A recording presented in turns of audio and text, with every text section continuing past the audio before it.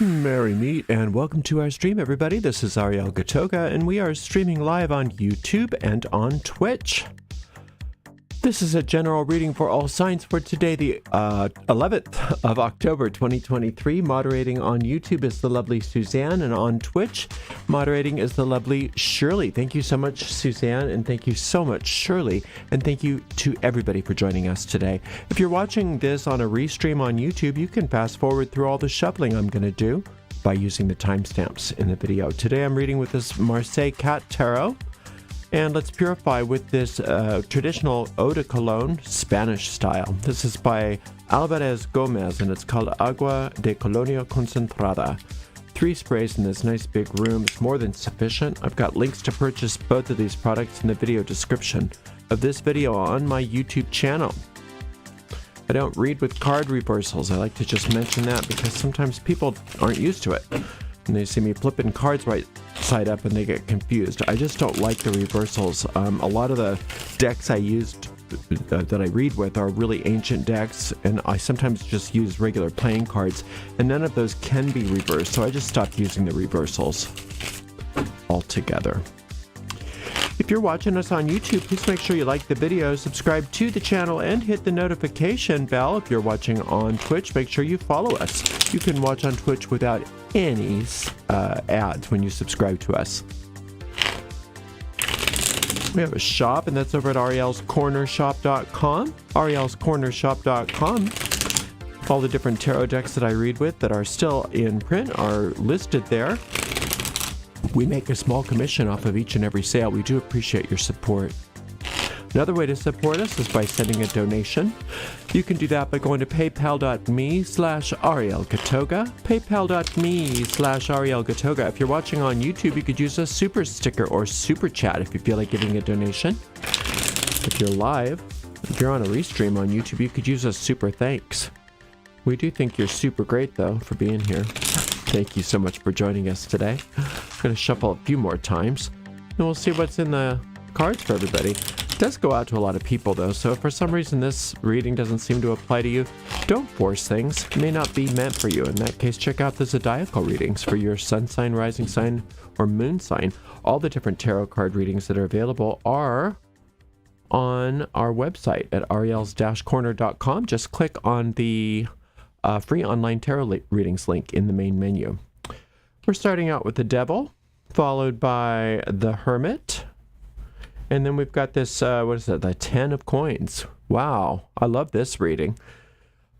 The Devil card is a reminder that many of the things that we're attached to in the physical world are, it's not that it's bad we're not ever saying that the physical world is bad. It's just that it's nothing.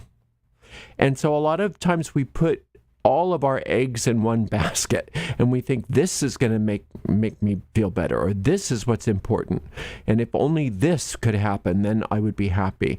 And we have to understand that the physical world is not out there to do anything for us. It's there to manifest as a result, as an effect of our thoughts. And so what we want to do, instead of attaching ourselves to things in the world or thinking that we can use the things of the world to solve problems in the world, that's superstition. And that's why sometimes the devil is trying to show us where our superstitions are. What we want to do instead is recognize that everything in the physical world is an outpicturing, as a manifestation on the screen of space, sort of like a movie being projected of what our consciousness is, not necessarily our moment by moment thinking, but our habitual thinking, our deep thoughts, our true beliefs. And when we can change our true beliefs and we can align our true beliefs and our deeper mind with the truth of infinite intelligence, things tend to take a real different turn and start to manifest for us the way we do want them. And a lot of times we don't even realize what we want until we get it. So instead of looking to the world and saying, okay, I've got to fix this or change this or manipulate that, it's telling us that we need to look to that guide within us and ask for literal enlightenment. And when we say enlighten, that means light up the mind, light up our mind, shine your light on any situation so that I can see what the thought behind it is, so that I can see what the consciousness that is the cause of it is. And remember, thoughts are something that can be changed. I know a lot of times people think, I can't change a habit. Habits are too hard. There's just no way I can change a habit. You can. You can. And you just ask for help. And the way you change habits is not by thinking about the long-term effect of changing a habit, whether it's a habit of behavior or of just really ultimately all habits are habits of thought. It's by being in the moment by moment by moment, asking. Also, whenever you fall off the wagon with some sort of, thing that you're trying to do, the ego mind loves to use that as a means by which to make you feel guilty and therefore remind you this is impossible. Whereas spirit says it's okay. It's okay. Little by little. Just imagine if the baby became a toddler and the first time the toddler fell down, they said, well, I can't walk. I'm never going to try it again. That's not how toddlers are. They haven't learned that habit yet. They haven't learned how to give up yet. They're never going to give up until they get up on the feet and they stay up on their feet, and then all hell breaks loose because then they're up on their feet. It's like, wish you could have stayed crawling. No, but you know what I mean? So, and the same is true for us. We have to have that same sort of persistence and resilience of a little kid. I think that's one of the reasons why in the New Testament that character called Jesus said you have to become like a little child. Not, because you're innocent, but also because you're not going to give up. You're not going to give up. Kids don't ever give up. When a child plays, like when a child plays a game of make-believe, they're not playing, they're serious. They believe what they're playing. They have a great seriousness about what they're doing, and that's what we want. So it's a beautiful, beautiful reading. This 10 of coins is saying that by following that enlightenment, by following that inner guidance, by following that lantern of wisdom within you, that your manifestations that you want are inevitable. And it looks like the manifestations, it's the 10 of coins, so that's a lot of times it's money, but it's not limited to money. It just means physical good, the physical things that you need in the world. All of those things are not only there, but they're in abundance. And I can see that some of the things that you think you need are definitely in there, but a lot of the things that you don't even know that you want are in there too. So don't think that your particular list is the end of the story. The lists are good, because they get our minds focused, but don't forget that there's things that aren't on your list of things that you want, because you don't know that those things are things that you could want or that would make you happy. So what you can look forward to today is manifestation, yes, but not only manifestations of the things you want, but manifestations of the things that you never knew were possible, that you do want, but you don't know it. It's a beautiful, beautiful day. Okay, let's see. We've got a Knight of Coins, we've got a Queen of Cups, and we've got a 10 of Swords. So we've got two 10s. It's talking about how we have a choice and how we manifest today. We have a big choice about how we manifest.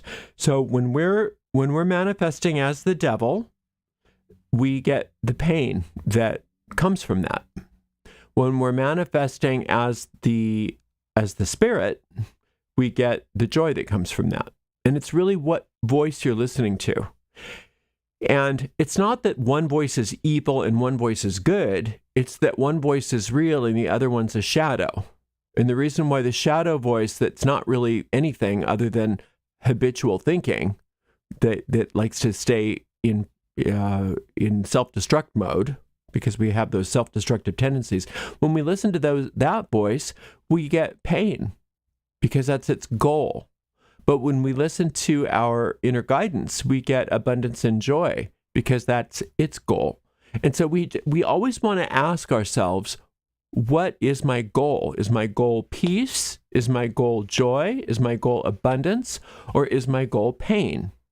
Now, of course, we don't think our goal is pain, but when we listen to those thoughts in our mind of, oh, I got to get this, I got to do this, oh, if this doesn't happen, nothing will work for me. If we listen to those voices and we act on those voices, we are asking literally for more pain.